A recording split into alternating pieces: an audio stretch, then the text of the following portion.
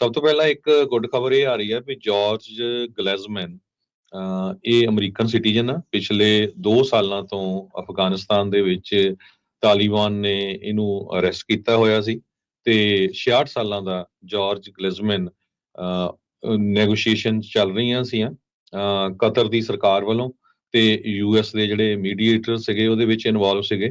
ਸੋ ਅੱਜ ਲਗਭਗ 2.5 ਸਾਲਾਂ ਬਾਅਦ ਅਫਗਾਨਿਸਤਾਨ ਦੇ ਵਿੱਚ ਇਹ ਡੈਲਟਾ 에ਅਰਲਾਈਨ ਦਾ ਮਕੈਨਿਕ ਜੋ ਜਾਰਜ ਗਲੈਜ਼ਮੈਨ ਆ, ਜਿਸ ਨੂੰ ਤਾਲਿਬਾਨ ਵਾਲਿਆਂ ਨੇ ਬੰਦੀ ਬਣਾ ਕੇ ਰੱਖਿਆ ਹੋਇਆ ਸੀ, ਉਸ ਨੂੰ ਜਿਹੜਾ ਛੱਡ ਦਿੱਤਾ ਗਿਆ ਹੈਗਾ ਤੇ ਅੱਜ ਉਹ ਉੱਥੋਂ ਜਹਾਜ਼ ਦੇ ਰਾਹੀਂ ਦੋਹਾ ਪਹੁੰਚ ਰਿਹਾ ਤੇ ਉਹ ਤੋਂ ਬਾਅਦ ਫਿਰ ਅਮਰੀਕਾ ਪਹੁੰਚ ਜਾਊਗਾ।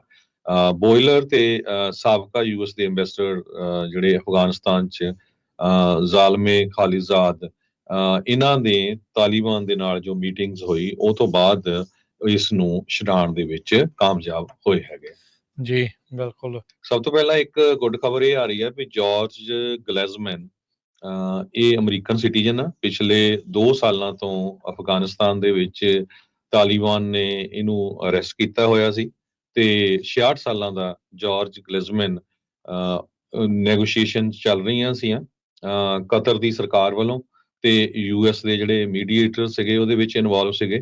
ਸੋ ਅੱਜ ਲਗਭਗ 2.5 ਸਾਲਾਂ ਬਾਅਦ ਅਫਗਾਨਿਸਤਾਨ ਦੇ ਵਿੱਚ ਇਹ ਡੈਲਟਾ 에ਅਰਲਾਈਨ ਦਾ ਮਕੈਨਿਕ ਜੋ ਜਾਰਜ ਗਲੈਜ਼ਮੈਨ ਆ, ਜਿਸ ਨੂੰ ਤਾਲਿਬਾਨ ਵਾਲਿਆਂ ਨੇ ਬੰਦੀ ਬਣਾ ਕੇ ਰੱਖਿਆ ਹੋਇਆ ਸੀ, ਉਸ ਨੂੰ ਜਿਹੜਾ ਛੱਡ ਦਿੱਤਾ ਗਿਆ ਹੈਗਾ ਤੇ ਅੱਜ ਉਹ ਉੱਥੋਂ ਜਹਾਜ਼ ਦੇ ਰਾਹੀਂ ਦੋਹਾ ਪਹੁੰਚ ਰਿਹਾ ਤੇ ਉਹ ਤੋਂ ਬਾਅਦ ਫਿਰ ਅਮਰੀਕਾ ਪਹੁੰਚ ਜਾਊਗਾ। ਬੋਇਲਰ ਤੇ ਸਾਬਕਾ ਯੂਐਸ ਦੇ ਐਂਬੈਸਡਰ ਜਿਹੜੇ ਅਫਗਾਨਿਸਤਾਨ 'ਚ ਜ਼ਾਲਮੇ ਖਾਲਿਜ਼ਾਦ, ਇਹਨਾਂ ਦੇ ਤਾਲਿਬਾਨ ਦੇ ਨਾਲ ਜੋ ਮੀਟਿੰਗਸ ਹੋਈ ਉਹ ਤੋਂ ਬਾਅਦ ਇਸ ਨੂੰ ਛਡਾਉਣ ਦੇ ਵਿੱਚ ਕਾਮਯਾਬ ਹੋਏ ਹੈਗੇ। ਜੀ, ਬਿਲਕੁਲ। ਸਭ ਤੋਂ ਪਹਿਲਾਂ ਇੱਕ ਗੁੱਡ ਖਬਰ ਇਹ ਆ ਰਹੀ ਹੈ ਵੀ ਜਾਰਜ ਗਲੈਜ਼ਮੈਨ ਇਹ ਅਮਰੀਕਨ ਸਿਟੀਜ਼ਨ ਆ। ਪਿਛਲੇ 2 ਸਾਲਾਂ ਤੋਂ ਅਫਗਾਨਿਸਤਾਨ ਦੇ ਵਿੱਚ ਤਾਲਿਬਾਨ ਨੇ ਇਹਨੂੰ ਅਰੈਸਟ ਕੀਤਾ ਹੋਇਆ ਸੀ ਤੇ 66 ਸਾਲਾਂ ਦਾ ਜਾਰਜ ਗਲੈਜ਼ਮੈਨ ਨੈਗੋਸ਼ੀਏਸ਼ਨ ਚੱਲ ਰਹੀਆਂ ਸੀਆਂ ਕਤਰ ਦੀ ਸਰਕਾਰ ਵੱਲੋਂ ਤੇ ਯੂਐਸ ਦੇ ਜਿਹੜੇ ਮੀਡੀਏਟਰ ਸੀਗੇ ਉਹਦੇ ਵਿੱਚ ਇਨਵੋਲਵ ਸੀਗੇ।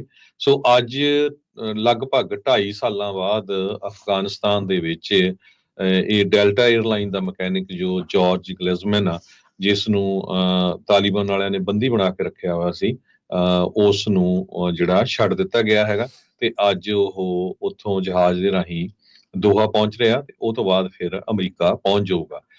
ਬੋਇਲਰ ਤੇ ਸਾਬਕਾ ਯੂਐਸ ਦੇ ਐਂਬੈਸਡਰ ਜਿਹੜੇ ਅਫਗਾਨਿਸਤਾਨ 'ਚ ਜ਼ਾਲਮੇ ਖਾਲਿਜ਼ਾਦ, ਇਹਨਾਂ ਦੇ ਤਾਲਿਬਾਨ ਦੇ ਨਾਲ ਜੋ ਮੀਟਿੰਗਸ ਹੋਈ ਉਹ ਤੋਂ ਬਾਅਦ ਇਸ ਨੂੰ ਛਡਾਉਣ ਦੇ ਵਿੱਚ ਕਾਮਯਾਬ ਹੋਏ ਹੈਗੇ। ਜੀ, ਬਿਲਕੁਲ।